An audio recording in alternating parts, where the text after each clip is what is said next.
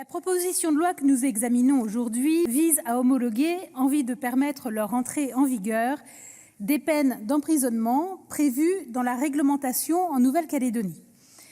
Je tiens, à cette occasion, à saluer mon collègue sénateur centriste, Gérard Poadja, dont nous connaissons l'engagement en faveur de son territoire et pour qui l'adoption aujourd'hui de cette proposition de loi est de première importance.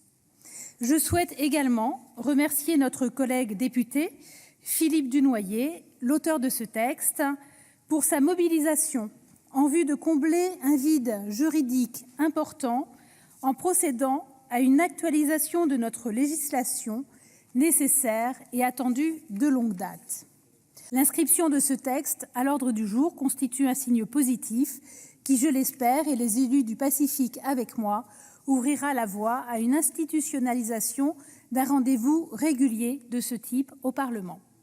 L'ancienne garde des Sceaux, Nicole Belloubet, s'y était déclarée favorable lors de l'examen de cette proposition de loi à l'Assemblée.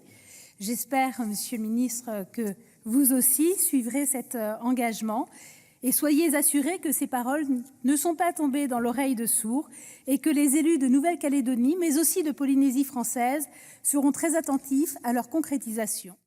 Je mets aux voix l'ensemble de la proposition de loi visant à homologuer des peines d'emprisonnement prévues en Nouvelle-Calédonie. Qui est pour son adoption? Qui est contre? Qui s'abstient? Eh bien, une belle unanimité, la proposition de loi est définitivement adoptée.